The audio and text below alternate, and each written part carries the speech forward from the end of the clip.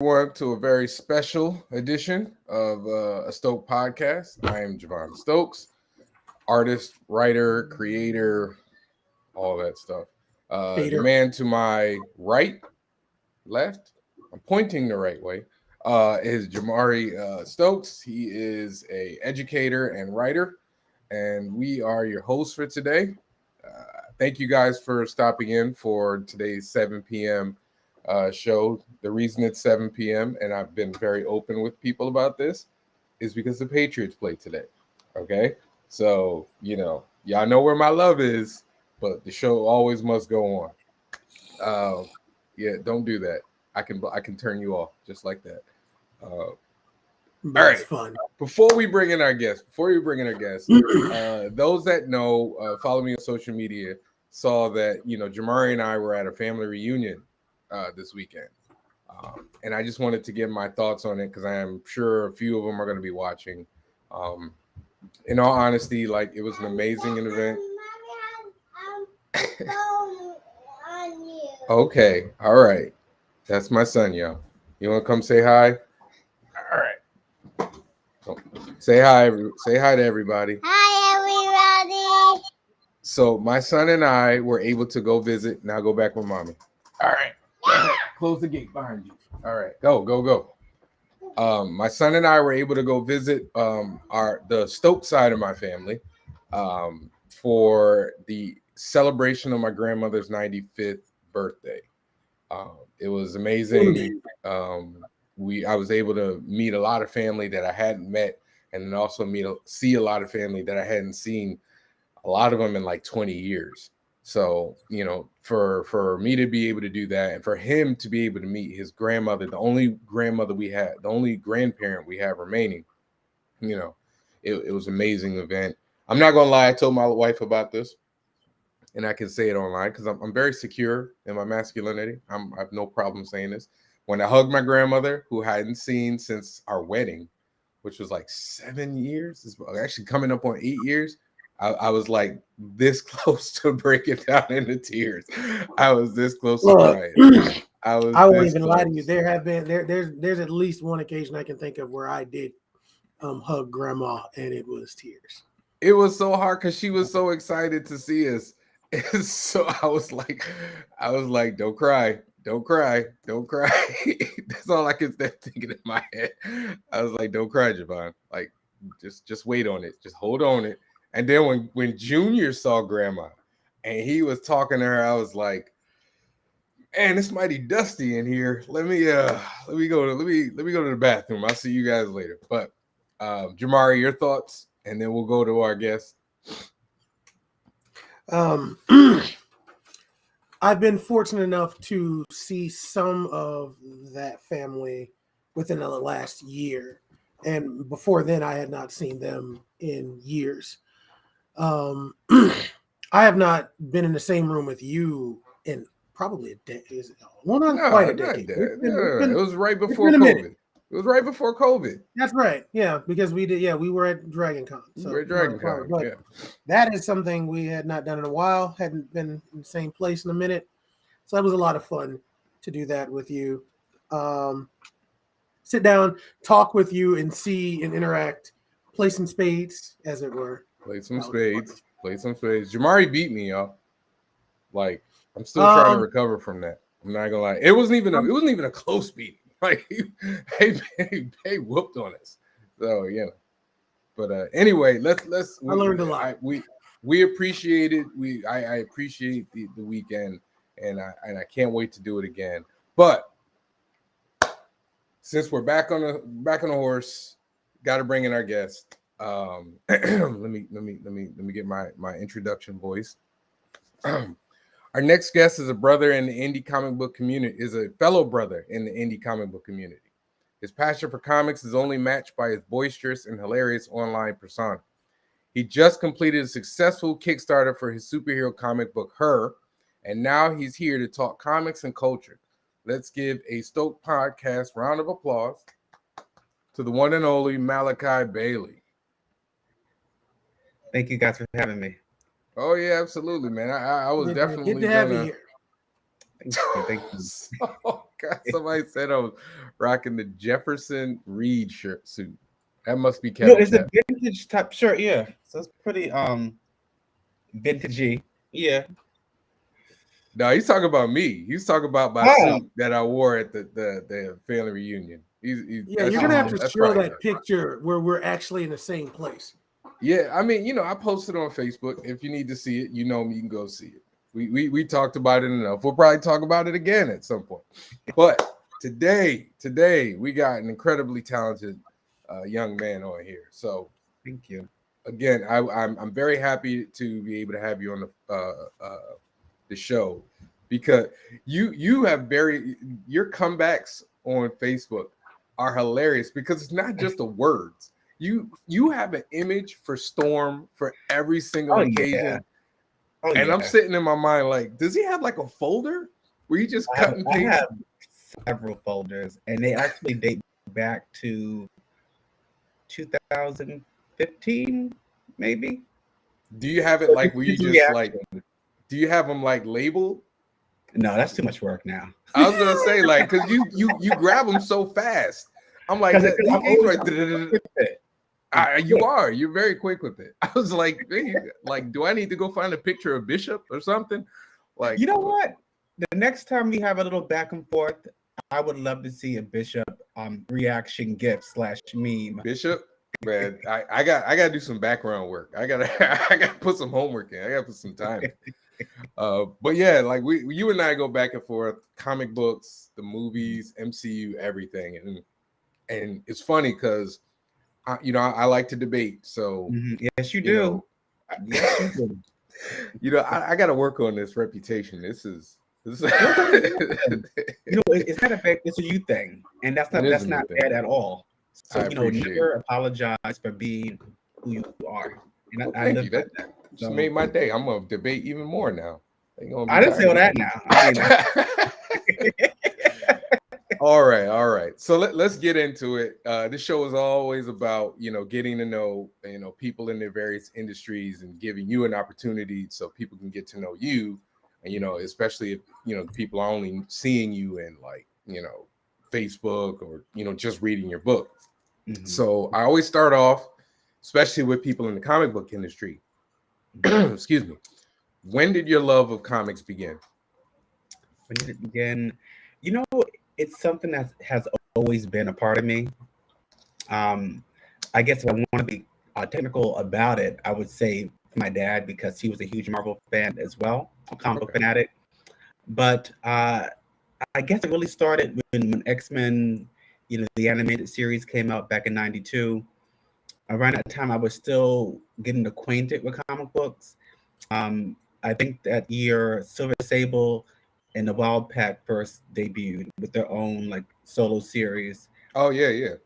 So I'm going way back. So that's when Battlestar was on it. Yeah, it was. I want to say it was late '92.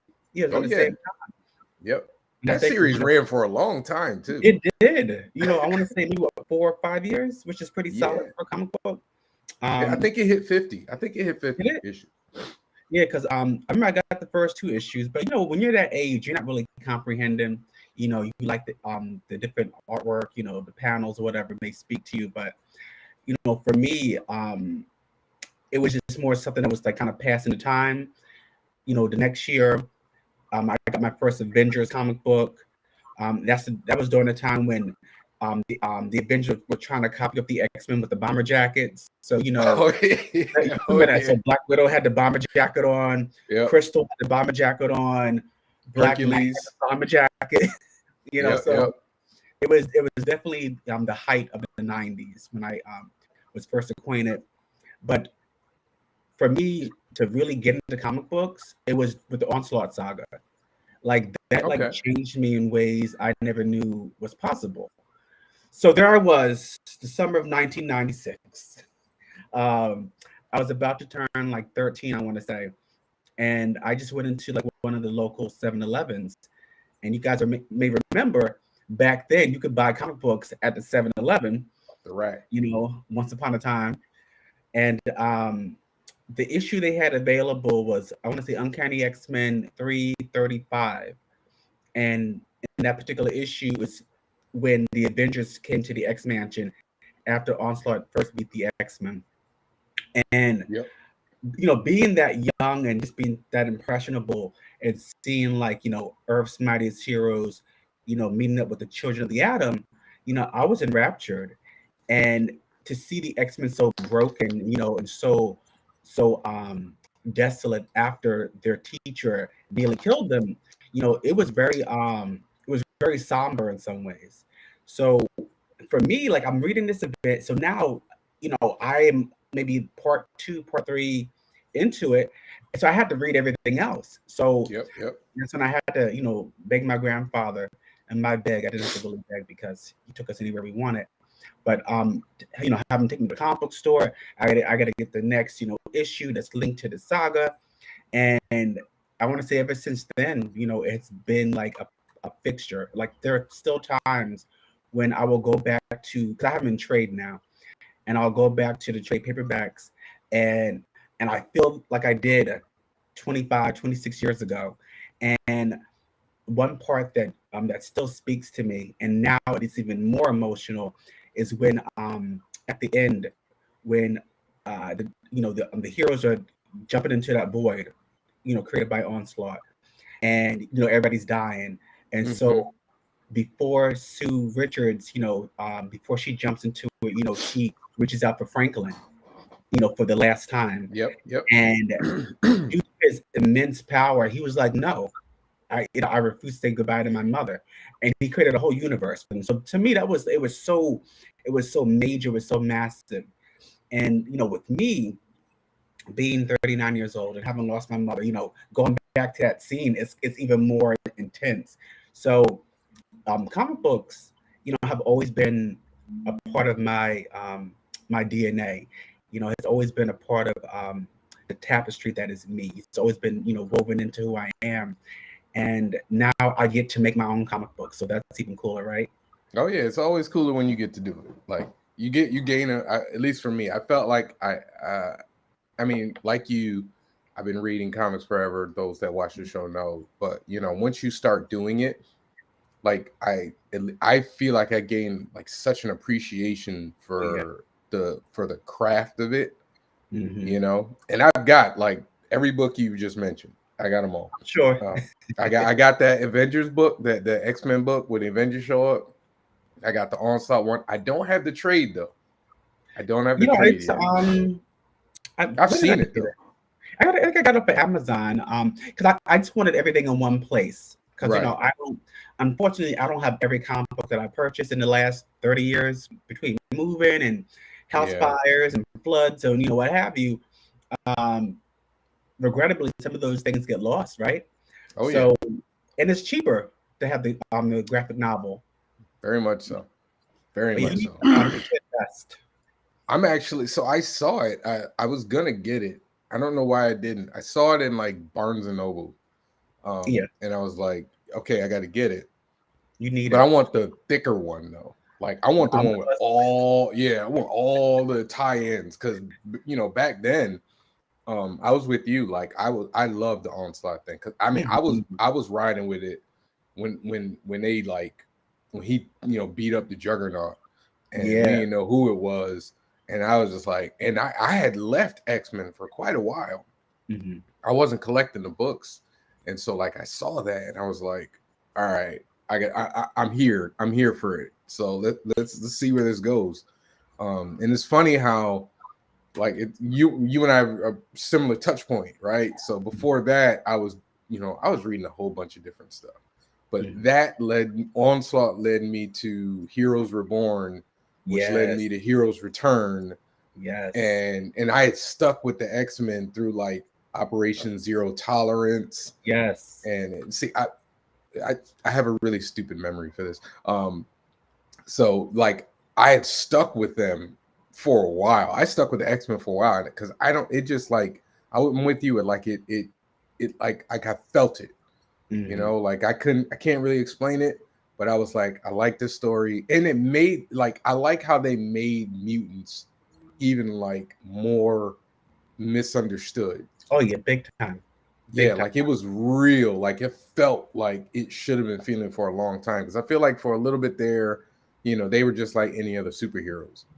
But like they went back to being like outcasts.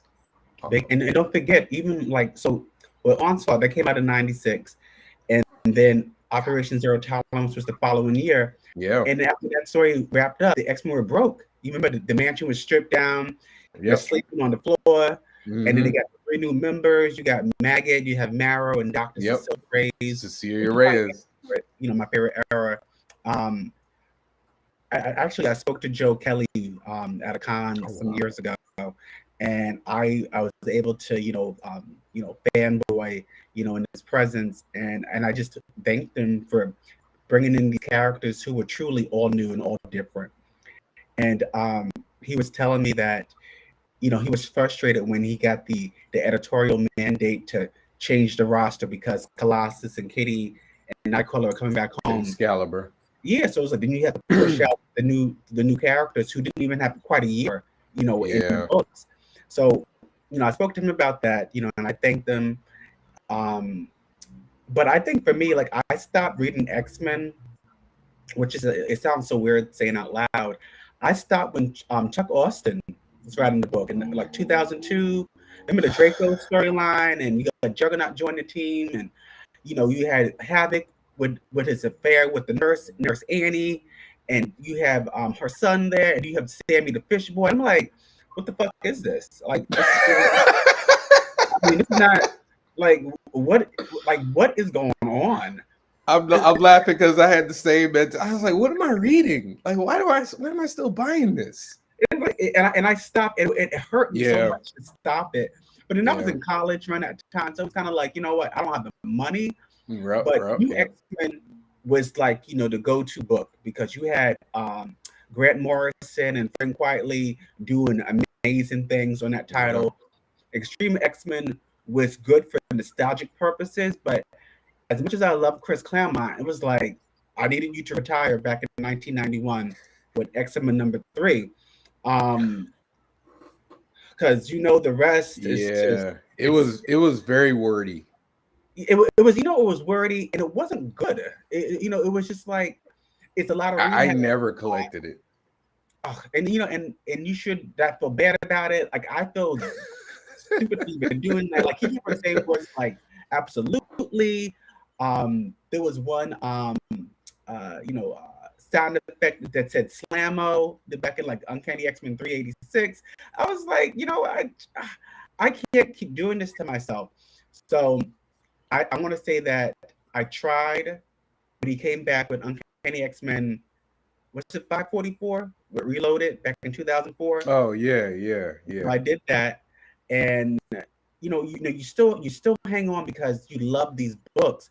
Yeah. But it really wasn't until the current Cocoon era where it felt new again. Like it felt exciting. You know what to expect. And you know how I go on about it on Facebook because I am. Oh yeah.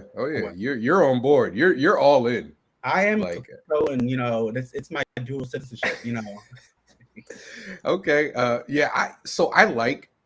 have what is it? Life of X or House of X? House of X. Yeah.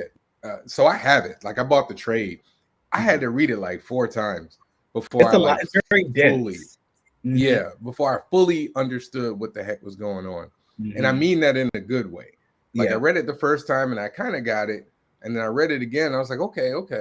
So, like it was, Hickman's work is like that though. It is. It's always layered. Yeah.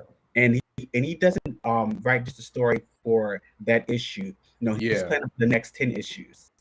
I love his Fantastic Four run. And I have large chunks of his Avengers run. Like his new Avengers run is fantastic. Oh yeah, but the Illuminati, Black Panther, fighting Namor. It was epic shit. Yes.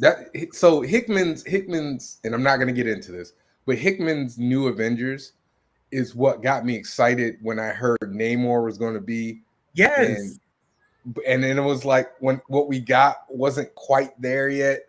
And I was like, to me, I get it, but to me, that's a that's a rivalry you got to build. Yeah, I agree. It takes more than one movie. Because if you remember, when Christopher Priest, who I adore, when he did Black Panther from 98 to 2002, 2003. They were beefing in there too.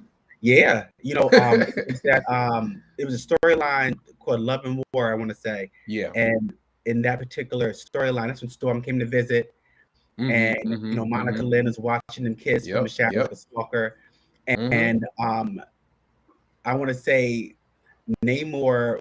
You could tell that there was this tension that was just between the two of them, and they fought though. They fought in the books. Oh yeah, they fought. Remember, they were going to war. They always go to war though, because remember even with the they always fighting. They always beefing. Avengers versus X-Men. When Namor was a Phoenix and he flooded Wakanda for the first time. That was like that was like going over. Yeah. That was great. Although I didn't like that. I like Avengers, X-Men, but them breaking up Black Panther and Storm very like haphazardly. I will always be really pissed about that, considering it was the only Black Power couple. So you're telling me Sue Storm and Reed Richards, they've been together since 1961. They could still, endure. They could still be strong. They can still do whatever. Yep. But Storm and Black Panther, they break up because their teams are fighting. Like what? Yep. Yeah. I think that was a big misstep for them. I don't know who's Marvel, I love you, but you seem to have an issue with characters being married. And so certain ones, because certain characters together. Right. Go ahead, Jamari. Go ahead, Jamari, before I keep going. No, well, it's interesting you bring that up because I distinctly remember a lot of some of the CW writers talking about how they were determined that these certain characters like Arrow could never be happy with somebody, at least not while they're on screen and they're still running. So I know that that's a thing that a lot of people have hinged stuff on. So I'm sure that was just, we just can keep hinging in this idea that there's got to be drama. So what's the best way to drama? Break somebody up. And you're right. I don't think anyone's ever liked the idea of, most people I've ever talked to have had an issue with Storm and Black Panther not somehow surviving. Yeah. And I personally would love to see that. I'd love to see it on the screen. Probably won't. I think in their perspective, it ages them up. And I think that they don't, because I've heard certain, I'm not calling people names out, but I've heard certain creators at certain comic book companies say like a character like, having kids and being married, it ages them up, and users, what's up, Tony? Ages them up, and then readers that can't relate to them. I'm like, we watch married characters in TV all the time and never have an issue with it. So there was a thing I heard about it about 2 years ago. Hickman did a story where Storm was infected with this techno-organic virus, and they had to go to the world to save her. Mm-hmm. And so she goes there with M, Cypher, some AIM agent, Phantom X, and I want to say Warlock went as well. And so they had the huge adventure. Storm is cured, and there's a scene where when they're leaving, that Cypher looks back and he sees something that Storm left behind, and he actually addresses it. He's like, "I see you, and we'll come back for you," type thing. And that was it. So we find out later on that Hickman was saying that Storm was actually pregnant with Black Panther's child, which is also part of why she was sick. And so when she went to the world, and was cured, the baby came out, and the baby becomes the ruler of the world, and he comes back to this earth, and now he's Cocoan royalty, he's Wakandan royalty, and he also has his own reality that he runs. And they said that's too much for Storm, it's too powerful, so they killed the entire idea. And I'm like, we had Franklin Richards be this mega level mutant since 1968, but we can't have this insanely powerful Black boy. Like we can't? Yeah. Okay, I guess. Yep. Yep. And then, you know, what's her name? Valeria or Valerie. She's the smartest child on the planet. Brainstorm. Yeah, yeah. There's some problematic things there, but you know. Excuse me. I think I have a secret. Go ahead, Jamar. I have a belief that a lot of comic writers don't like trying to write relationships and don't know how to write relationships within the context of the superhero world. So there are people who have them, and there's certain characters that kind of hinge on them, but I feel like by and large, a lot of them aren't comfortable with it, and they don't know how. Because yeah, we've got the Fantastic Four, and the whole idea is they're a family. But that's like one of the few that get to be just that. But there's a long history of it. I mean, they tried breaking up Superman and Lois Lane. They tried their darndest, and it seemed like that was a flashpoint. Well, no, I feel like they're steering into it now. Like it is what it is. Like Superman's married. You know, he's married with a kid. Like they've steered into it. The Flash, Wally West. You know, they tried for quite a while to mess up everything that Mark Waid and Jeff Johns created, and they've now steered back into it. So it's like if a character kind of reaches a point, which I thought happened with Black Panther and Storm, is they had reached that like flashpoint where they're married, and this is it. But you know, it's almost like you could tell. There's certain creators who want them together, and then there's certain creators that don't want them together. And you can see by their writing. Like, what's his name? Tanahashi Coates? Yep. I think Coates wanted them together, and he was being told not to. So you can have them, you know, flirt, and they can even have sex or whatever, but they can't be together. Which they did. Can't be married. And New Avengers, remember? Oh yeah, I got the Black Panther book. Yeah. I got it. I got every story we talking about right now, except for the Krakoan stuff. It's hard for me to keep up because there's so much of it. A lot, and I can't figure out. Okay, what should I watch? Like what should I be reading? Okay, send me the list. Send me the list. I recommend reading because I don't read every X title now. Like I refuse to. Like the books that I avoid now, honestly, would be Wolverine and X-Force and anything that Teenie Howard writes. So if it's Excalibur or the upcoming... Why? What's wrong with Teenie Howard, man? Okay, that's all right. That's okay. I haven't picked up X-Force because I've heard of how the Beast is... Beast is horrible. He is... You know what? Beast is Dark Beast now. There's no difference. That's what I've heard. Yeah, he's a scary character now, and I think that's actually coming to a head the next month or so. Beast is he's pretty much a supervillain at this point who has complete control over X-Force, and he can do whatever he wants. So yeah, he's nasty. He lost his eye in the battle with Wolverine recently. He's dating Abigail Brand, who is also, you know, a snake. Right, I know that. They are a match made in heaven or hell in this case. It's ironic. I don't know if you read Matt Fraction's run. Yes, with Utopia and all that. Yeah, and so to hear, like, when I started reading about the Beast being like that, I was like, wait a minute, this is the same Beast that was up in Cyclops, you know, Keister every time Cyclops did something, and honestly, half the stuff Cyclops did wasn't even that bad. I'm a Cyclops guy. Well, Scott is a great character. You know, of course, I'm always going to kiss the ground that Storm walks on. I know.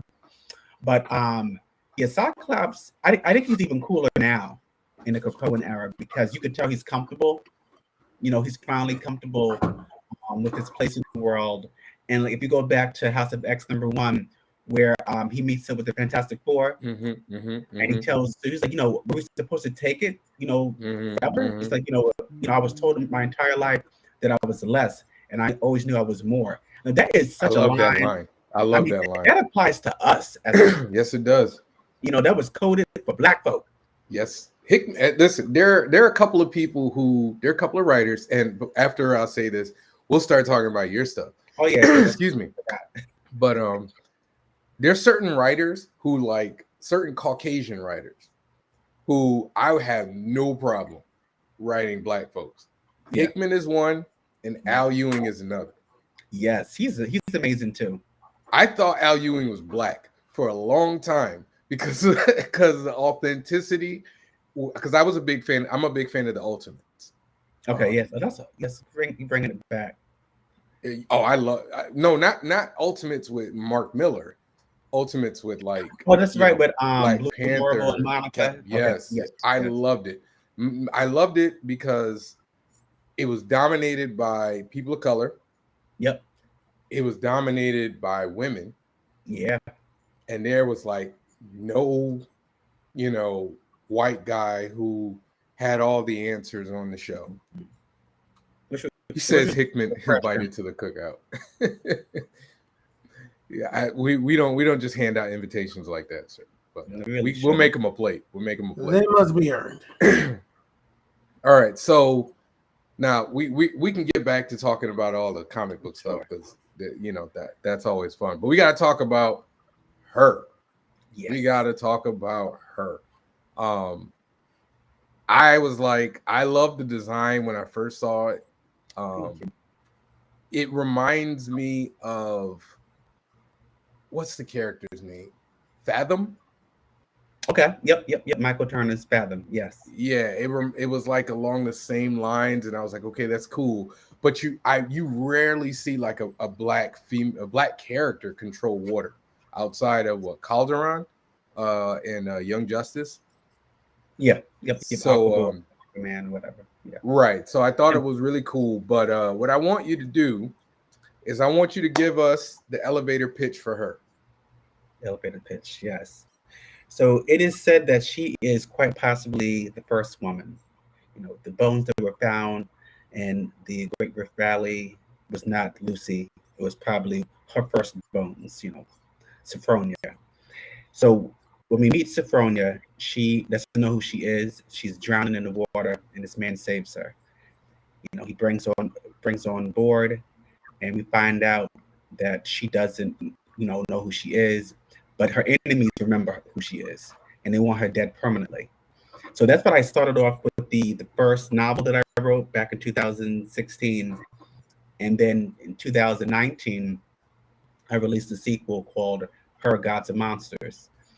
And pretty much with the sequel, she's more acclimated to, the current life that she's living because she's always being reincarnated. And, she's getting used to, the technology, the new social norms, stuff like that. But it's all about, it's a learning process. So for the second book, as she's still getting her life together, she's being watched by the Orishas. It's a game that's being played. How much can she endure, and is she strong enough to face the trials that we're going to set, before her? So I don't want to spoil the second book, but I have her going against some pretty mythical, creatures or whatever. So when I started the actual comic book, I wanted to have a fresh start. Like, yes, she is already situated in San Francisco. Do you have to read the first two books to get it? Not really. But do you want to get a full understanding? Do you want a richer context? Then absolutely. Because it's a ongoing story. It's pretty much what life is anyway. But we decided to launch the Kickstarter last month, and I was blessed enough to have almost 300 backers. We broke $10,000. We were fully funded because we wanted 2,500, for the duration of the Kickstarter, and we were fully funded within the first 6 hours. So, it was mind-boggling. It was exhilarating. It was stressful. It was fun. It was infuriating at times, It's but always. yeah, because Kickstarters, they will drain every drop of you. but it was something that I put, my heart and soul into, and to see it be celebrated, in that way was very humbling. Yeah, man. I mean, I got to be honest. Like, when I saw how much you made, I was happy for you. I was excited, but damn it, if I wasn't jealous, I was like, this man came away with 10 grand. My lord. I love the design. I love the artwork. Yes, The elevator pitch is cool. I'm pretty sure I backed it. you did. You did. Okay. So I swear I can't. Danny had to tag. He's like, hey, I don't think Javon backed it. I was like, don't put him on the spot. No, okay. I remember now. Like I was waiting. Like I was like, all right, like I'm gonna do it when you're on the show on top 5. I was like, all right, I'm gonna do it then. And he was just like, all right, Danny, just call me out. It's a good thing we didn't do it that way, because we wrapped up 3 weeks ago. Well, not this show. Like yes. Yeah. But yeah, I'm really proud of you, man. Appreciate it. The name is using her, and I'm sitting in my mind going, why has nobody ever used this in a comic book? Like that's They have. Really? So I'm okay. Did you guys see the trailer for Guardians of the Galaxy, the new one? Oh, that's right. Him and her. That's right. So That's right. no, of course, that was in the back of my mind when I was writing the book, 7 years ago. And so one of my buddies, Dennis Neal, he's a huge comic fanatic. So we were just chatting, and then Malachi, if there's him, there's a her in Guardians, and I'm like, yeah, man, no. So But they don't even refer to them as him and her anymore. not anymore. Yeah, it's been decades. Yeah, you're all right. You're good. Yeah, I'm not worried about it. Because I think she becomes goddess during the Infinity War. Yes, right? she's the goddess. Yep. I got that over there somewhere. You don't have ownership over a name like that. It's isn't it a pronoun or something like that? Yeah, but do you have to put like your name and then her to trademark it? Because usually they make you do that because you can't trademark like her. Like you have to. It has to be like Malachi Bailey's her. Like I know for me, mine has to be like Javon Stokes' Heat. No, I never crossed my mind, but now I kind of like the idea of Malachi Bailey presents. Yeah, because I know like you can't, like I can't trademark Heat, but I can trademark Javon Stokes' Heat. It's a silly thing. Like you can trademark Batman, but you can't trademark Bat. Because you think about it, like even with the term superheroes, like we can't use that, in our comic books because DC and Marvel trademarked it back in the 50s or the 60s. Yeah, so it's like that is so unfair that they would, whatever. When you start getting into trademark stuff, it just be the craziest thing.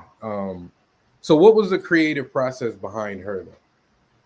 So it started out with me. I did an internship, editorial internship with a small publishing boutique, or whatever they want to call it. And I was there to, look over the manuscripts and, just pretty much help them out. And then I was told by my mentor that, hey, you're not just, editing manuscripts. You're going to actually write your own book, and you're going to have to publish it. And, and we would do that for you. So I'm like, oh my God, this is really happening. So she said, okay, so when we meet again, I want to hear the pitch, for the book.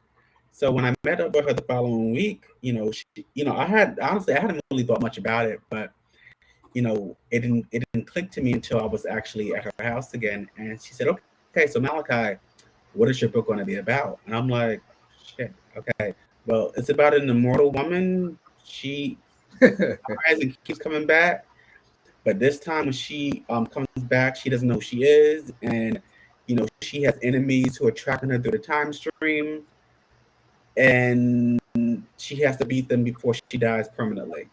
And she doesn't have a name, so I guess I'll call her. So she's like, okay. She said, now you got to write the book.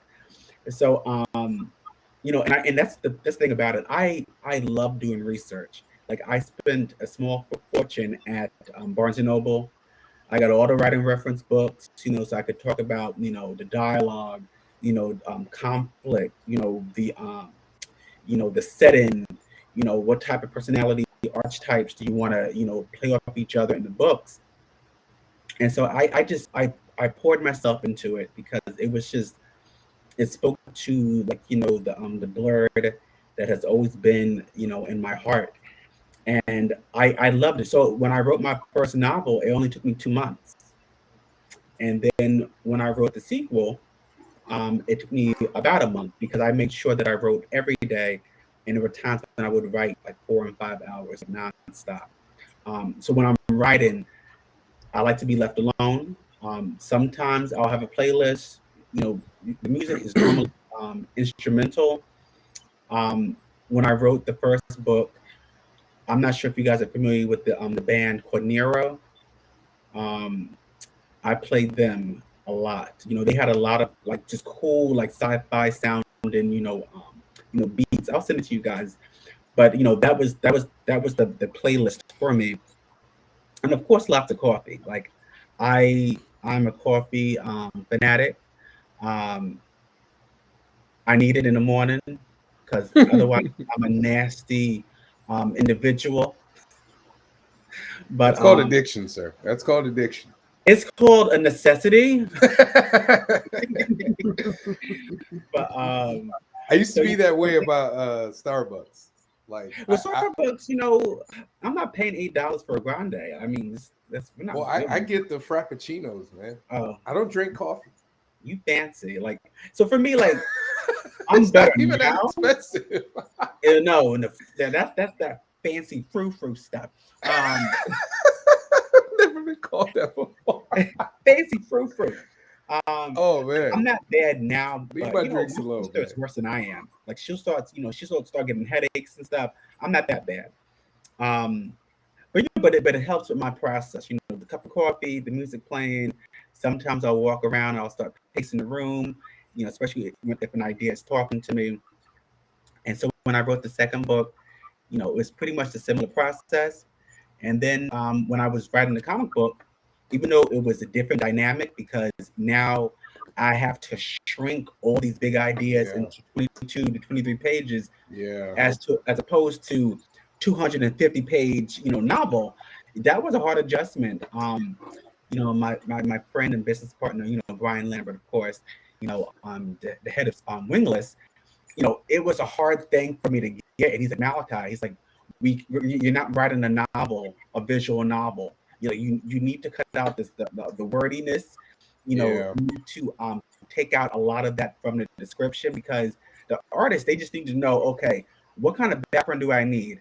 I don't need to know that this woman's upset and that she has cramps.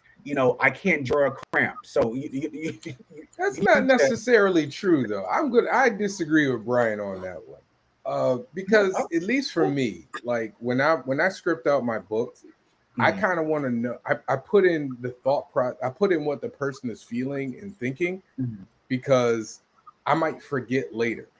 Okay. So that person might use that. Whoever the writer is, myself, I would come back to it, and I'm like, okay, she's not in pain.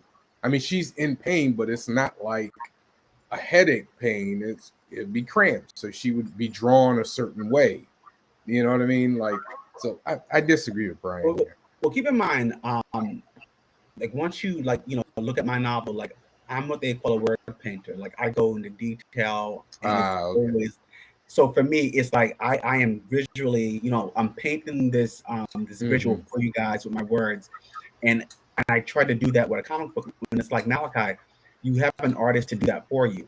So if he has questions, he could hit you up, obviously, he or she, or just leave it on the note section. But when it's in the panel descriptions or even the dialogue, short and sweet. Because I get carried away. Yeah, I get carried away when it comes to my process. All right, go ahead, Jamari. Now I'm just kind of listening, a little fascinated by the concept. You've got this immortal woman. It's making me think of what's this? It's the book that got American Gods. Yeah, that was good. That's a good book. Yeah, it had me think. Hey, when I'm seeing the pictures and everything, and I clearly see. I'm gonna Storm influence there. Oh yeah, absolutely. Yeah. So Yes. I'm clearly this is your character. Yes. When did that love affair start? I'm curious about that because How much time do we have, y'all? Because when it comes to Storm, I mean, so Storm It's is more than a love affair with you, sir. yeah, it's got to be an obsession. Um, I fell in love with Storm. It wasn't okay. So my cousin Margarita, when I was 8 years old, she bought a Storm action figure for me. So you guys know back in 1991, they had those horrible looking action figures. Um, remember Iceman was part of the pack, Cyclops in his X Factor uniform, and Storm was in her Australian Outback outfit. So she had but it could have been so cool if they had good sculptors back then. So that's why I was first introduced to her. I'm like, okay, well, she looks different, a little scary, but whatever, because her eyes are light. That's the black one with the yellow lightning bolt going. Okay, that lights up. Yeah, I said, okay, I had that. She looks all right. So then the next year, when the TV show came out, and to me, that's still the best adaptation of the X-Men. I don't give a shit about X-Men Evolution or Wolverine in the X-Men or any of that, cruddy duddy shit. X-Men, the animated series that ran from 1992 to 1997, that was definitive.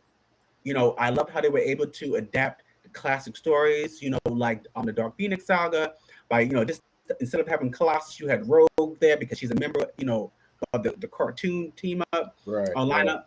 So for me, when I first saw Storm, I'm like, who is she? Like, she had the shoulder pads and the big hair, because the early 90s, of course, and the stiletto boots, and she's black and she's in charge. I'm like, this spoke to my little gay soul.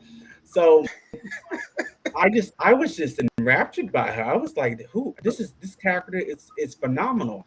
And then when I started, doing research as I got older, and then find out that she was born in Harlem, a fellow New Yorker like me, that she was raised in Africa, where she became a thief. Who is this delicious woman? I want to know more. So here we are, 30 years later. I am still just as obsessed with Storm. Javon, I don't know if you noticed my profile picture on Facebook. I found, and that's an upcoming image of Storm for the Sins of Sinister. Mm-hmm. So I just do a Christmas roof around it. Hey, the holidays, yeah. But Storm is mother. Storm is everything. The end. So let me pitch a person, a live action person. Okay. To you. I'm curious. 80s Storm. If you could have 80s Storm. Iman. Who? Iman. Okay. Yeah. I would not.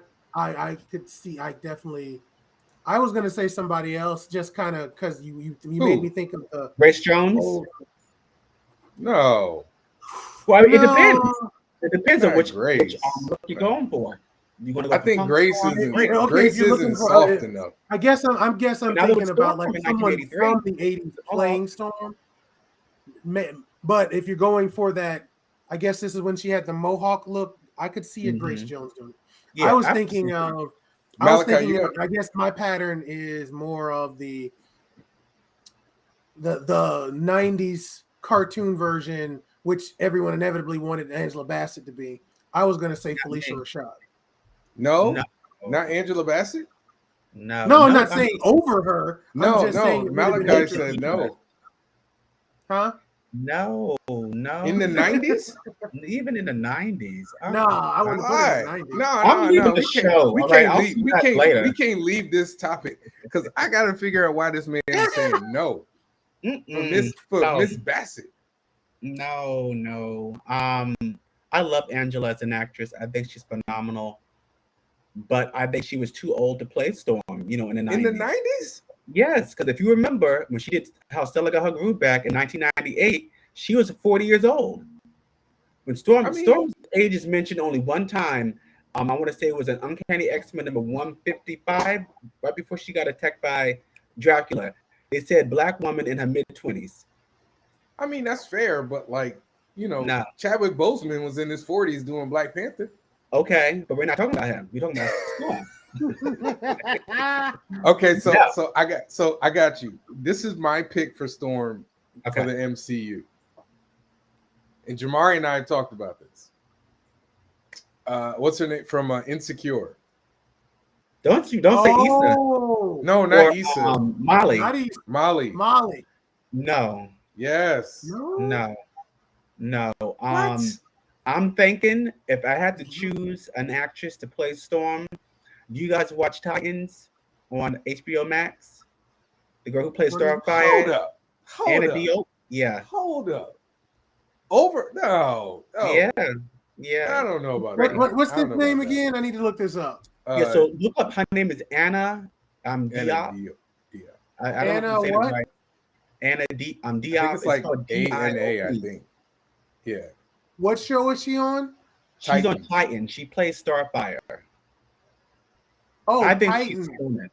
Yeah, she's stunning. Like I would like to see someone like her play her, or if going back to American Gods, Bilquis, that actress. What's her name? The one who played she was like sucking in dudes. Yeah. Okay. I want a dark-skinned actress to play Storm, but I also want her to look exotic and gorgeous because that's what Storm is. Molly from Insecure is cute. Yeah, she's all right, but she's not exotic and she's not gorgeous. Anna, you don't think she's exotic enough? No. She looks more exotic than Anna. No, she's not. Do you watch Titans? Probably I've not. seen enough of Titans. No, especially in this season, the way she dresses and the way she carries herself, like royalty.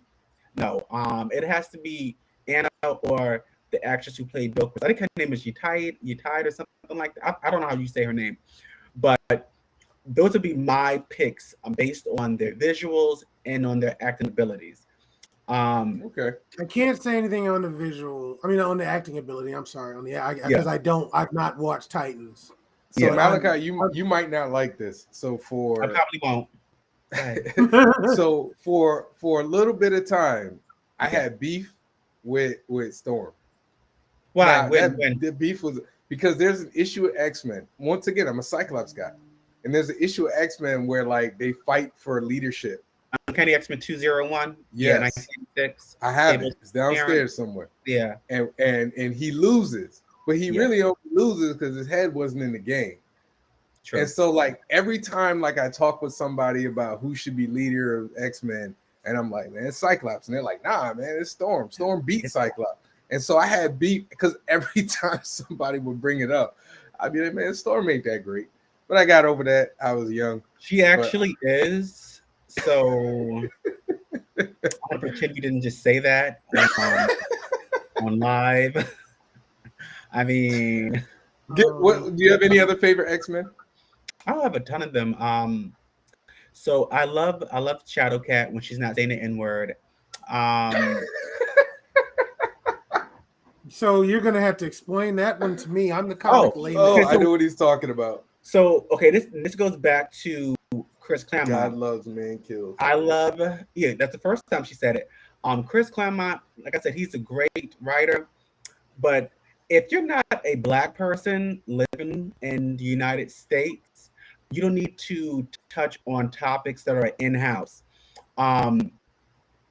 You don't need to give us your idea of how racism is here, how it is here in America.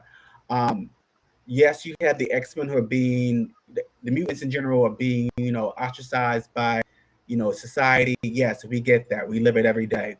But through your white lens, it's not really authentic, especially when you have this Jewish girl who's 14 years old telling an older Black man, well, if I'm a mutant, then you must be the N-word.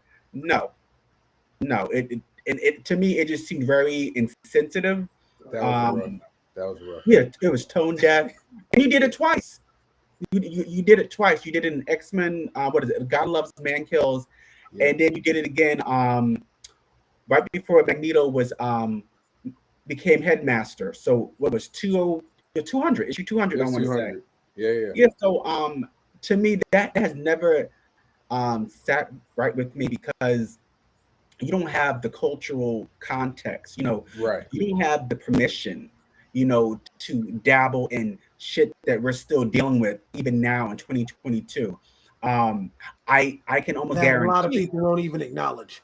Yeah, I mean, because if it's happening to us, then it mustn't matter. Don't get me started. But Well, that's actually a great segue though, right? yeah, Because let's do you and that. I Make it talked mad. about this before we came on, and you are clearly a loud and proud member of the LGBTQ community. I be And so, how do you feel? Because there is a movement in comics for inclusivity and diversity, not just race, but um, sexual orientation. And so, you're seeing a lot more characters, Mhm. coming out. Superman, well, Oh, his he's son. Superboy. He's Yeah. Superboy. I don't care. He's Superboy. Whatever.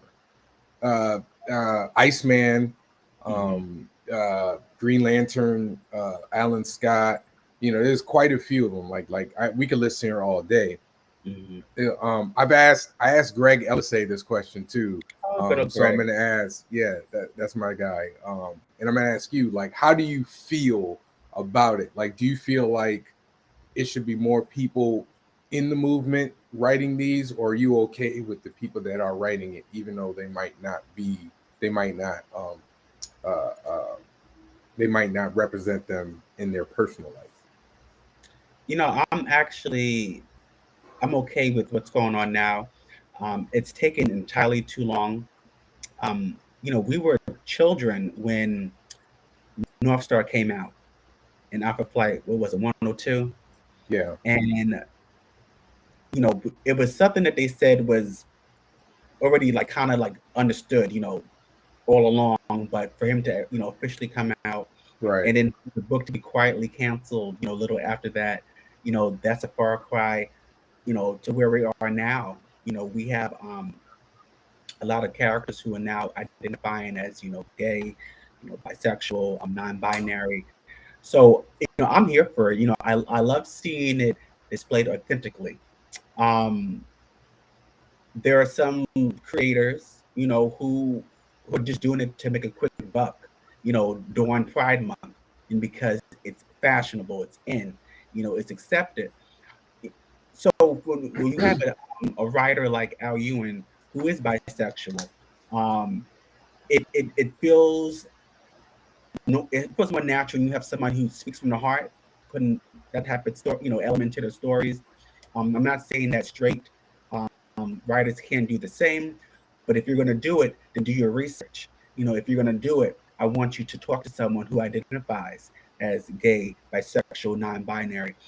Don't put your own opinions, don't put your own assumptions into that story, because this story is being read by millions because it's being mass produced by one of the big two. Do your research, and that applies to anything that you do. Um, for me, I'm writing a black superheroine. I don't have a vagina. I don't know how it is to be a woman. So it's like, so I ask questions.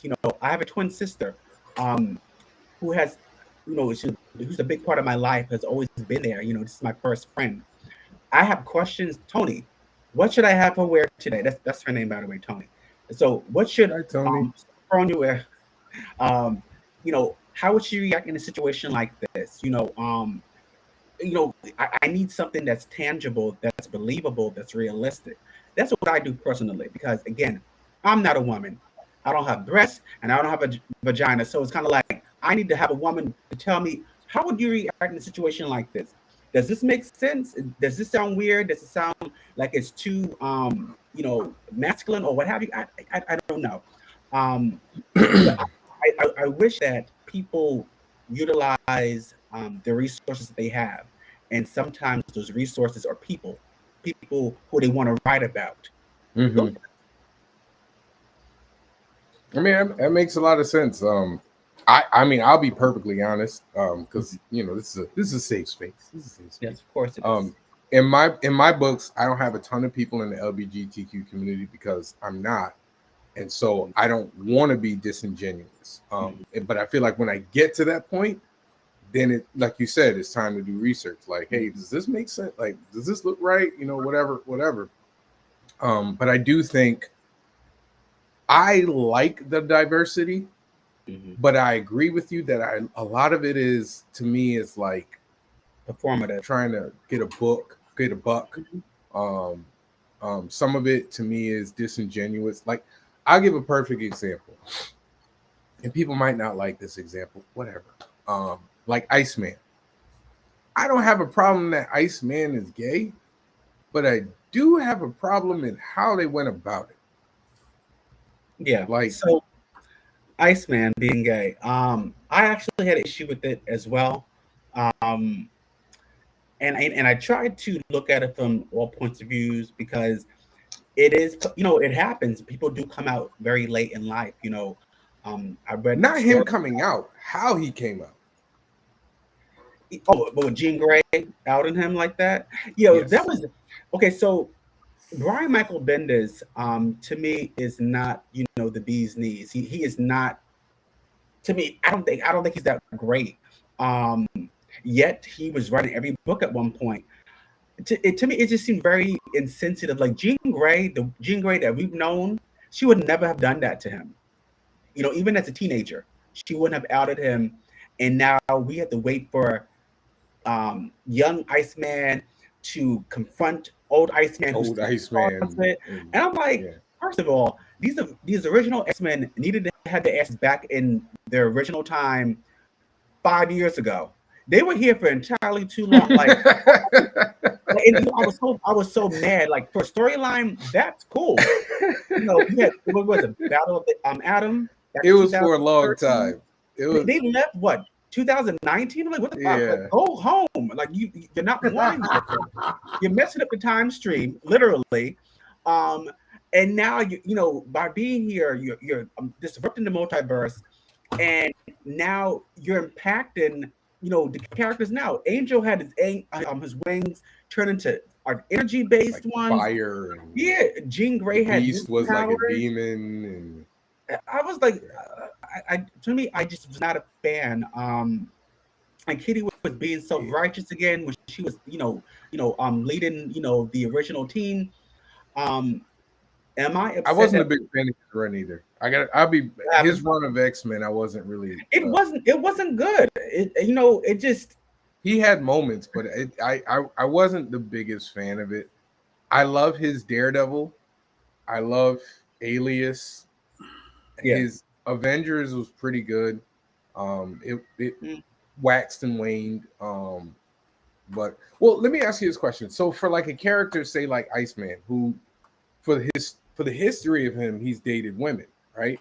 Now we are aware of people who come out and everything, but does it make it more authentic if that person, instead of just being like I'm gay, be like, I'm bisexual? Like I does that feel more authentic to you, or does it just like the hard, okay, he's gay, he's not attracted to women anymore, he's only attracted to men, like you know what I mean? Like, because you're basically saying it's not saying that all that stuff doesn't matter, but like it was just a facade.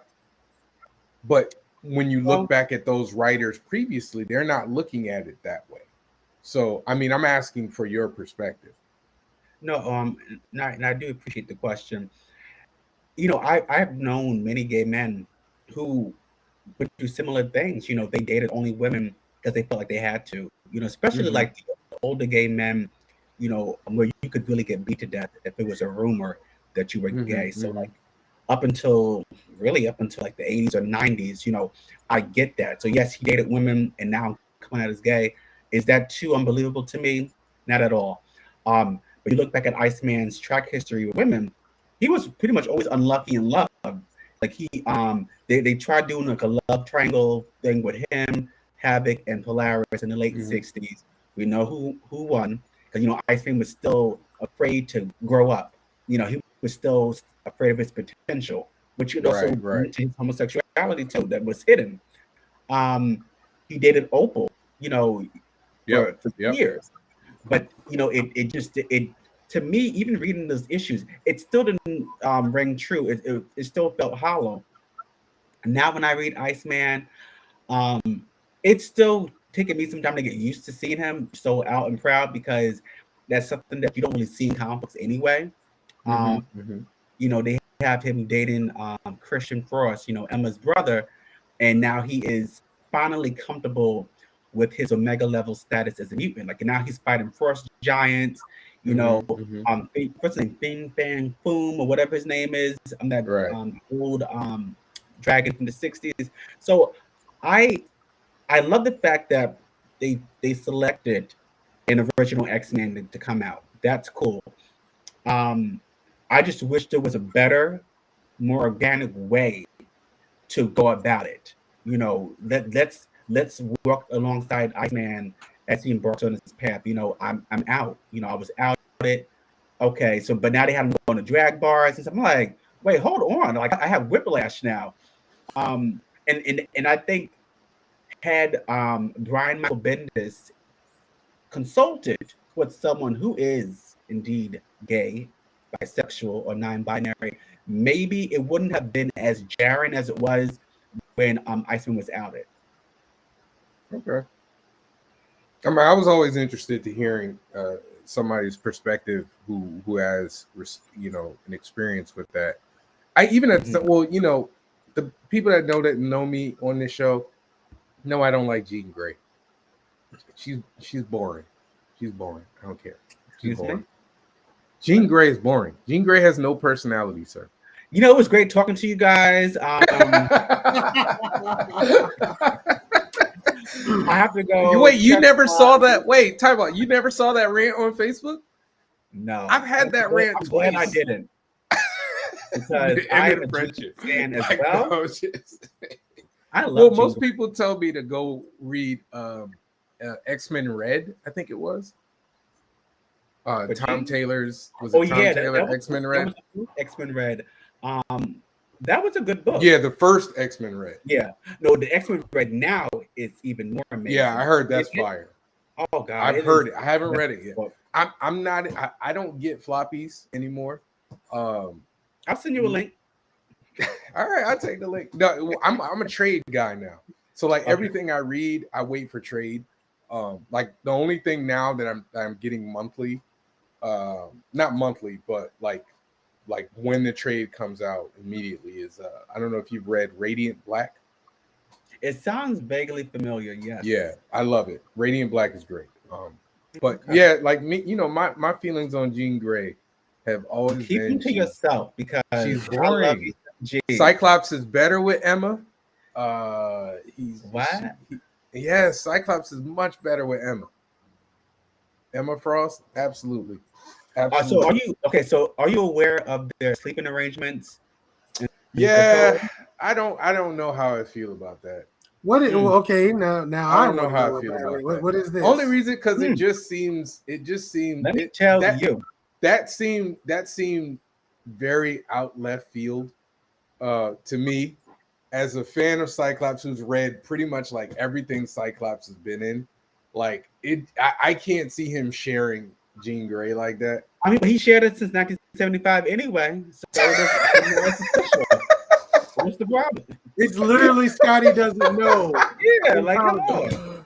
Oh man, what can I say to that? What can I say to that? You can say since John says X-Men. Hey man, hey look, man, I tell you, my feelings on Jean Grey, they're strong. So we're not gonna go down there. Let's not. What other books do you like now? What other books are you reading now? Okay, so when you say other books, you mean mainstream, indie, whatever. Okay, so right now, like when I go through my pull list, my virtual pull list, I need to read X-Men. I need to read X-Men Red. That's like I need to see that every month. Storm, the character development that she's undergone in the last year has been crazy phenomenal. She went from being wallpaper in Matt Fraction's run to now she's the actual voice of the Soul System. Like that is to me that is insanely delicious. I'm here for it. But you know why she was wallpaper in Fractions Run? Because he didn't like black people. I don't know. No. She was in Black Panther. Not as often as she should have been. She was glorified wallpaper. But I thought that was during what's the name's run?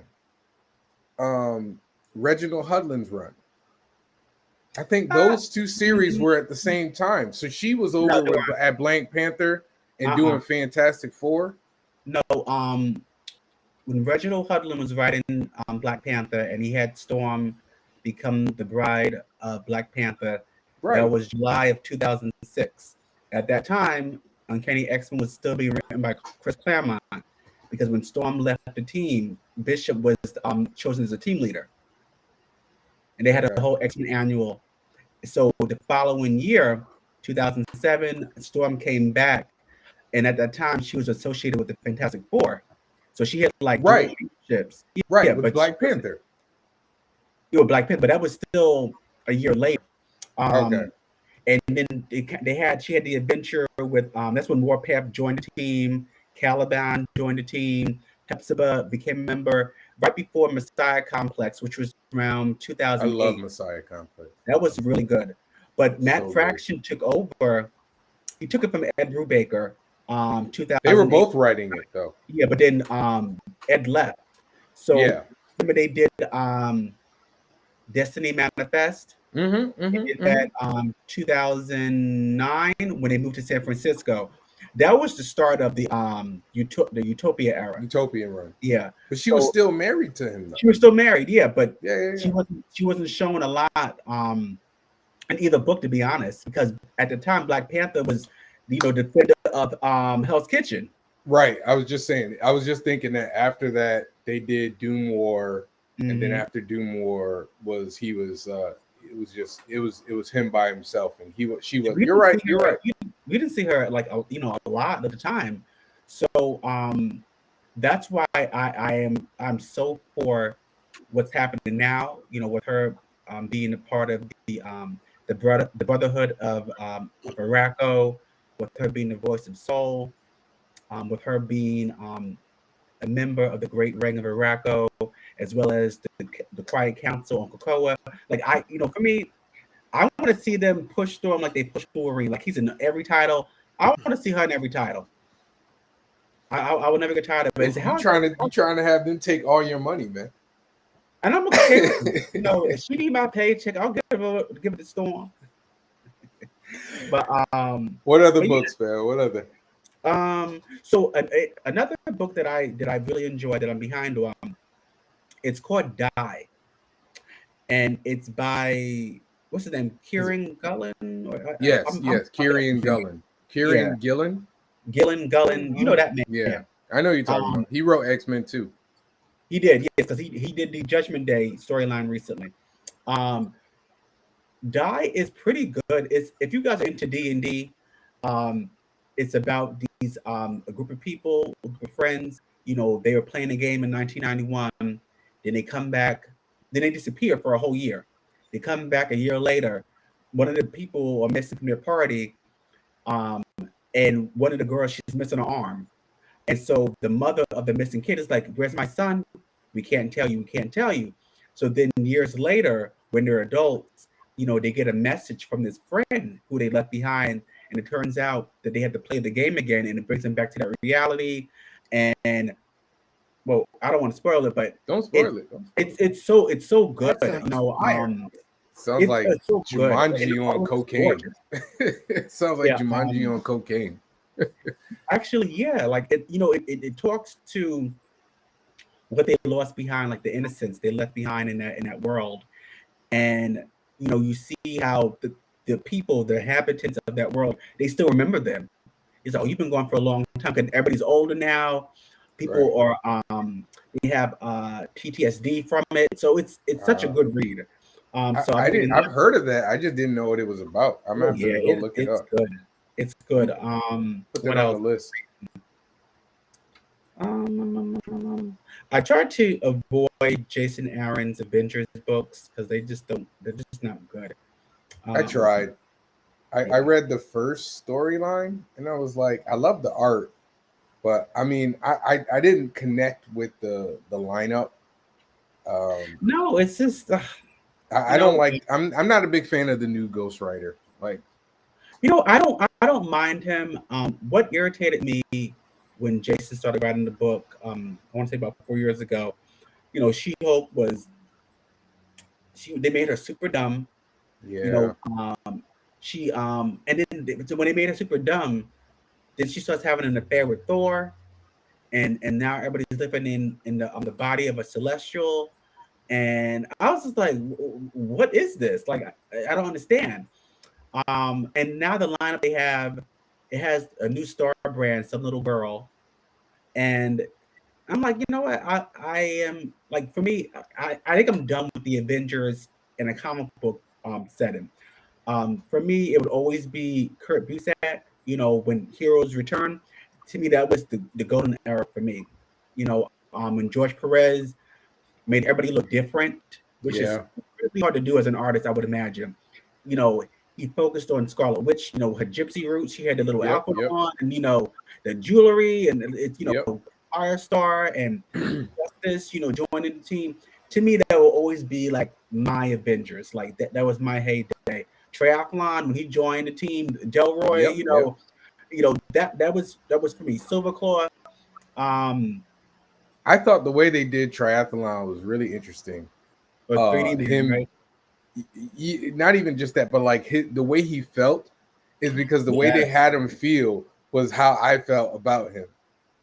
Like Yeah, the way he he felt was. being the token black guy, And he said and that, like, so you can yeah, imagine as a teenager reading that, and like, they're doing like some type of publicity thing, and yep, they're yep, taking down the warehouse, and he goes to Janet Van Dyne. He's like, "You have any more darky labor for me to do?" I was like, "Wait, what?" yeah, George yeah, Perez, you illustrated that. Kurt, you wrote yep, that. But the difference between Kurt and Chris Claremont is that you could tell that Kurt, it had more of a contextual layer to it. yeah. You know, He was just saying what we were thinking. yeah. Like every black person who saw this lineup was like, "Oh, they got one black guy in there." Okay. And it was true though. So Yeah. for me, that would always be like the consummate Avengers lineup for me. Even when Thor came back in issue number 1, and they're all having tea, and he Mm-hmm. bursts through the window, and he has the Yep. beer, Yep. and he's like Midgard, da, da, da, da. It's like, Yep. Thor, we haven't seen you since Heroes Reborn. So Yep. to me, that's what I love the most about it. Do you have the trades? I don't have the trades. I have the issues. Oh, you got to get them. They have all of Kurt Busiek's run. I have it. It's like 5 volumes. I'm gonna have to get it because It's called Avengers Assemble. yeah, because I have the first 34, because the first 34 issues, that's when George was illustrating everything. Right. And then he left, and Alan Davis came in. Yep. So this is like late 2000, early 2001. Mm-hmm, And that's when we had the first King Dynasty. Remember that? The King War and everything? Yep. I was just rereading that this weekend. I brought it That was with a me good on story. our trip. Oh, yeah. I love it. They're supposed to be making it a movie. Maybe or something cannot similar. I can't We'll see. wait. If they don't have Giant Kang and Giant Captain America fighting in space, that's a They problem. need to do that. That needs to happen. We need to do that. I want to see what's his son name, Marcus. Let's see that character. Yep. So I'm excited, for what they're doing. I can't wait for Ant-Man to come out. And you guys saw the Guardians trailer, right? I did. I have not seen it yet. Okay, so I'm not gonna spoil it, but they have a scene in there that I screamed. I was Yeah. It was good. Something. I ain't gonna talk about it yet. I'm not gonna do it. Not gonna spoil nothing. It was like 5 trailers that came out today. Like, there are more. Transformers came out today. Beast Wars. Rise of the Beast. Indiana Jones trailer came out. Indiana Jones looked all right. I'm gonna stick to my Avengers. I mean, my Marvel trailers. So are you a DC? Do you hate DC too? Do you not like DC movies? Surprisingly, I love me some DC. Okay. I think they've come a long way. When it comes to the content of their books. Am I a DC stan? No. I fell off when they did. What was that? Flashpoint slash New 52. Yeah. That to me, that killed any type of enjoyment that I had because I was reading their books religiously up until that point. Yeah. I loved Yeah. when they did Infinite Crisis, the JLA team, like it was good shit. And when we get to to New 52, Yeah. the books are horrible. Not all of them. Not all of them. Majority of them. Remember Green Arrow? Yeah. But That the was Batman good. run was amazing. With That the Court of only have Owls. one book that was good I out of the know. whole thing. Well, no, the Grant Morrison Superman was pretty good. Yeah, whatever. I mean, so now I sometimes I will revisit, DC, like if they have a Nubia comic book, I may check that out. But I want to like Nubia, but I'm also, for those that know me on the show, I'm not a big fan of hand-me-down monikers. Well, she's not really a hand-me-down though. Yeah, but they keep calling her the Black Wonder Woman, and I'm just but she is though, literally. I know, but I hate it. I hate that. I mean, she's been around since the 70s, and I know, but I hate, like, you got to understand, like, for me, it's like when they say like Miles Morales, when they call him the Black Spider-Man, like it's like a knife. It's like in my side. Like, is he not? I don't know why. Like, it bothers me. Is she not the Black Wonder Woman? I mean, I know. You know why? Because it feels like a hand-me-down. It feels like, instead of me making a new character, I'm just gonna throw a black person in the like. Well, that's just how I felt. Yes, I've always felt worse about that for DC. No, I'm sorry. I always felt worse about that for Marvel than DC because DC has a history of multiple people holding the same title. That's so true. That is not. That's that's not completely unusual in their universe, but in the Marvel, that's a relatively new thing. So actually, it's not though. It's not. What do you mean? It was Black Iron Man years ago. Oh, yeah. One time, Black Captain Marvel it was years ago. Yeah. Yeah, you're right. Listen, this ain't new, and so like for me, they're also because to do the whole here's the name, and then they snatch it back. That's something Marvel. But that's why I have a problem with it. Or Monica the snatchback. The snatchback is my problem because they not only do they snatch it back, but then they shuffle that character to the side. Yeah, Monica is the they did her dirty several times. Makes me so mad. But you're right. And that's why I will love Al Ewing to the death because of the way he had her front and center in the Ultimates. And she's got her own book coming out soon that he's writing. I know, but they gave her the Photon name again, and it's just like that's the best name aside from Captain Marvel. Spectrum was way better. I like Spectrum. I know her as Photon. It's better than Pulsar. Oh yeah, well they're all better than Pulsar. Like that's just if we're being honest here. I don't mind it. Photon was all right, but Spectrum was like okay. Captain Marvel was the best one. Yeah, but that's why because they always pull it back. Now I give Marvel credit; they have not pulled it back yet on Miles, but I feel they're not going to either because he's too popular. Yeah. But you know what? Here's the thing, though. Eventually, some executive there is going to go, we need to give him his own name. And they're going to do it. Don't do it. It might not work. Leave it alone. They're going to try. Don't put that into the universe. Don't do that. I've seen it too much. It happened with War Machine. It happened with Captain Marvel. It happened with I'll give them credit. They're not doing that with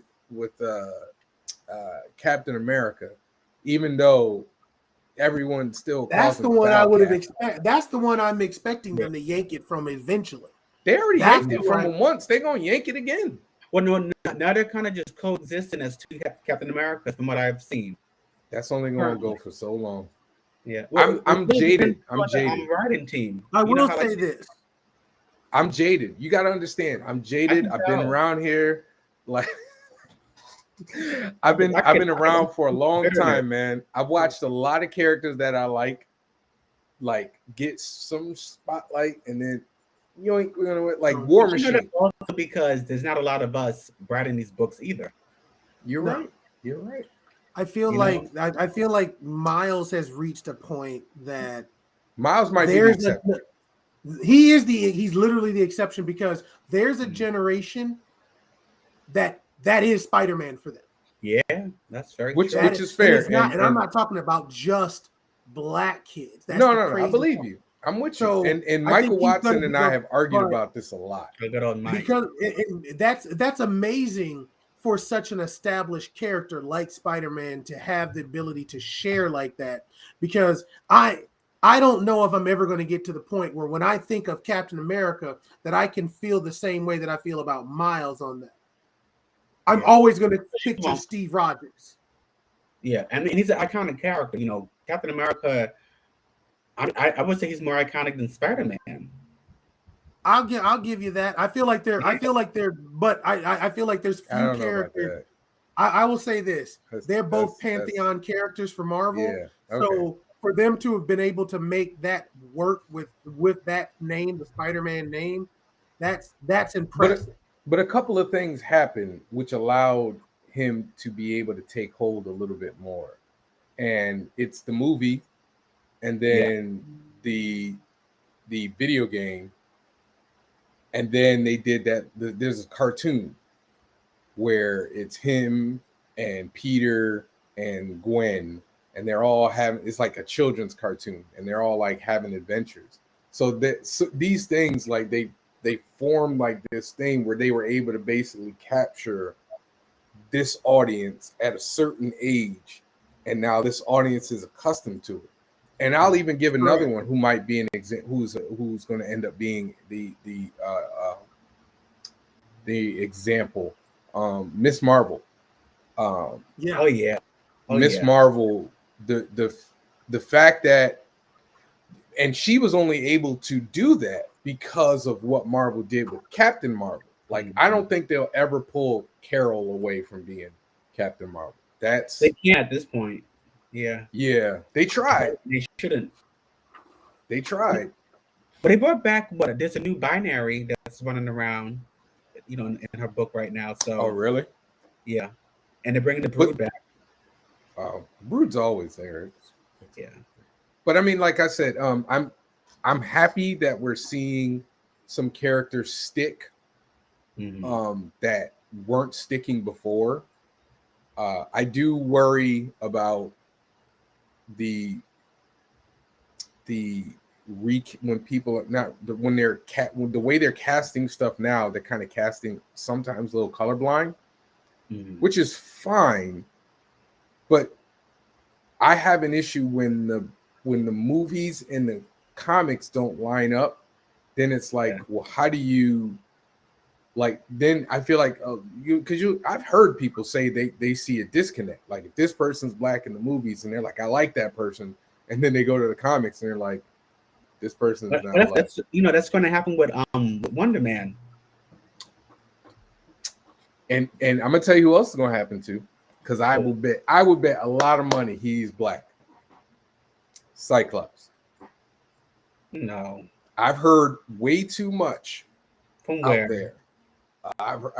I see it a lot about him being, when they cast him, they're gonna cast him black. They're gonna cast him black and not Professor X. I'm seeing a lot of that too, huh? No, don't cast any of them black. You don't want a black Professor X? I do not. Is he too toxic? No, Professor Xavier, his white privilege gave him that mansion. Okay. So no, I don't want that. I don't want that changed. Don't you touch him. Don't touch it. I want him to look like they do in the comic books. So I had so there was a period of time where there was a lot of talk about casting Reed Richards as a black guy.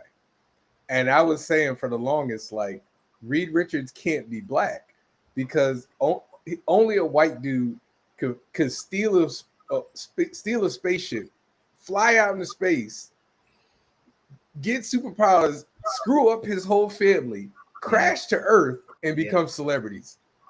Yeah, You can't fail up like that. They would be Right, arrested. right. Yeah. You can't fail up like that as a black person. Very few of us do. Very few of us fail upwards on that level. So I was like, you can't do it. I actually got in a whole Howard. I'm pronouncing his name wrong, but Howard Chaykin, the writer artist, he had got a good laugh about that. Even though I was dead serious. Like, no, don't. I've literally talked to him about it though, but. Yeah, so I mean, I don't have a problem with recasting characters like in a, you know, if you want to make somebody black who was white, but I'm always like, well, what happens when that person goes to read the comic and then that's not what they're seeing? And so here's the thing, and this is how it could possibly work for Wonder Man, because I think, you know, we were on Brian's status regarding that. Wonder Man is ionic energy, right? right, He's died several times before, right? a lot of times. So it wouldn't be impossible for him to, you know, form a new body for himself with the desired skin complexion or whatever. You want him to play? You want him in blackface? No, That's blackface. If they do it in the comic books, I know, but he's a white guy in a black man's body, though. For it to happen, but I'm saying, like, with him already being energy, choosing the body that he wants, it wouldn't be too, you know, out of the possibility. I mean, yeah, but like in my mind, I'm like, wait a minute. So you got a white guy in a black guy's body? I mean, we've seen worse things in movies, have we not? Hey, you know what? It's comic books. Hey, the Punisher was black for like a few months. Yeah. So let's just keep it a buck. Oh, you didn't know that, Jamari? No. Yeah, he was. Yeah, he was black in the early 90s. Early 90s. He had surgery that made him black, and then he was teaming up with Luke Cage. Oh, comic books are so weird. So before we go, because we're coming up on it, do you have any projects coming up that you want to tell everybody about, get everybody ready for? Well, let's see. Well, as you guys know, I wrapped up her Kickstarter, and like, I can't relax, I can't unwind, so I'm actively working on, you know, issue number 2, you know, for her. You know, I do want to launch the Kickstarter for it next summer. So that's one of the things that I'm, you know, definitely, you know, looking forward to. And of course, you know, I intend to do a lot of traveling next year, so I'm gonna be hitting up a lot of these cons, whether it's on the East Coast or the West Coast. So I'm gonna be extremely busy doing that shit. Yeah, hopefully we could cross paths at some point, because I'm gonna be hitting the links. We gotta get this her and Strong team up. Like I'm just gonna put this out in talk about it. Yeah, let's do it. That's awesome. So before we go, because I have a special top 5 for you. Okay. It's a top 5 that I don't even know if I can do, but I'm gonna give it a shot. All right. Geez. So for those that watch the show, we do a top 5 every week. Every guest gets to do it. This one I had picked out beforehand. So for you, sir, top 5 favorite Storm moments. Okay. So my top 5. This is across all mediums or across the board. Okay. So my first.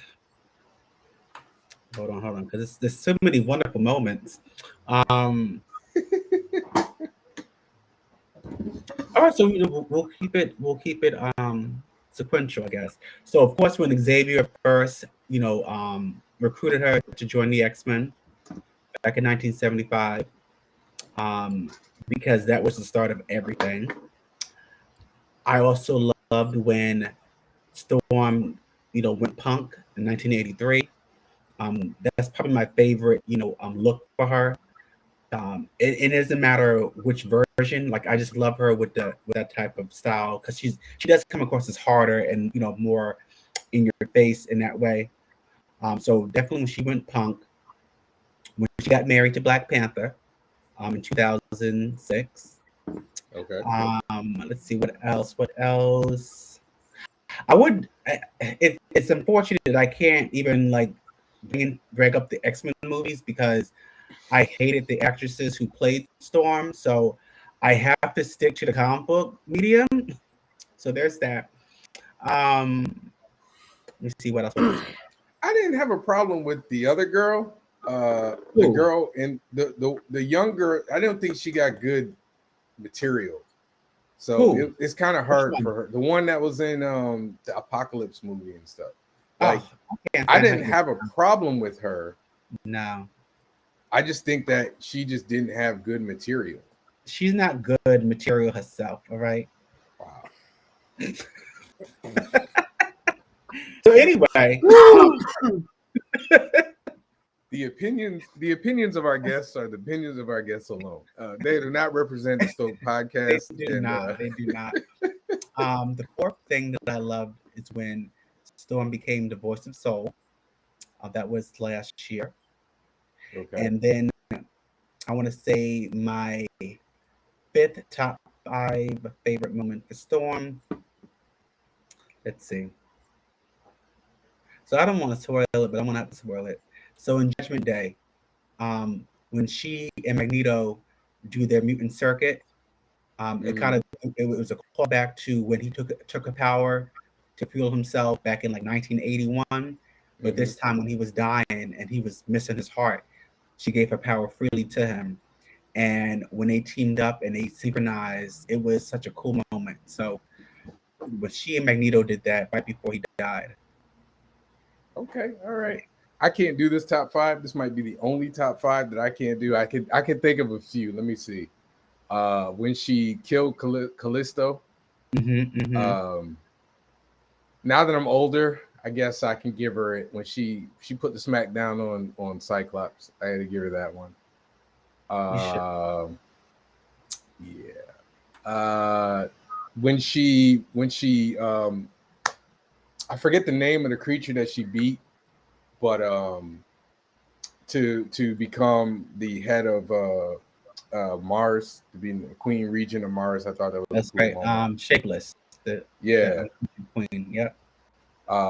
Her being a part of the group who terraformed Mars. That's 4. Yes.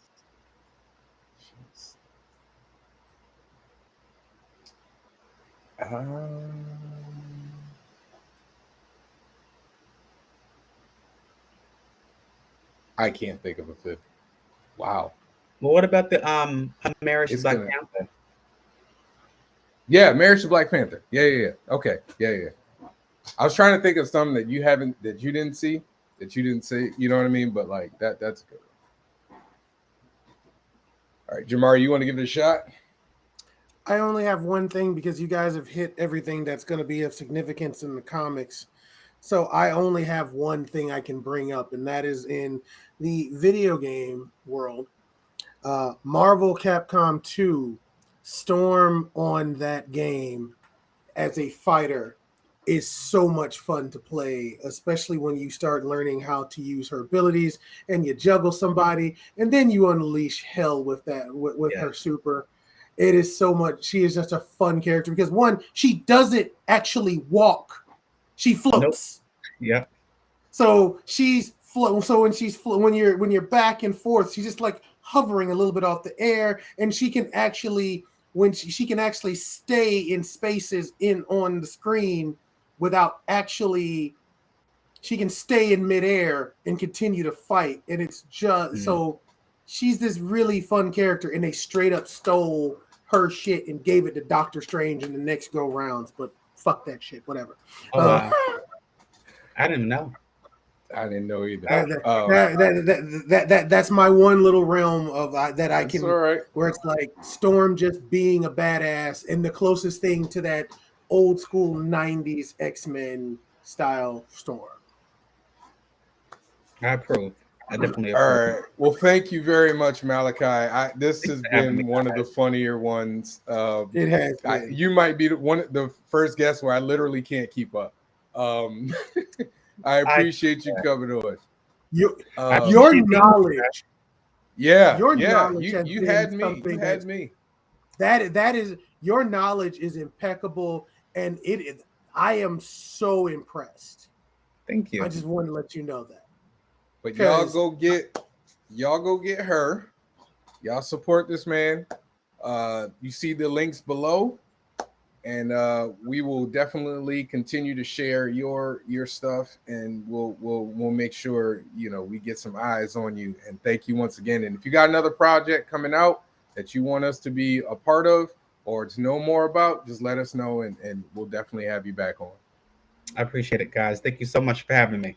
All right, thank you so much. And everybody, next week we have, who do we have? We have Tyler Forrest Martin. That should be fun. So be there. So y'all be there. And y'all, thank you for joining the Stoked podcast, creative talk for creative people. And y'all enjoy the rest of y'all weekend. Go Pats.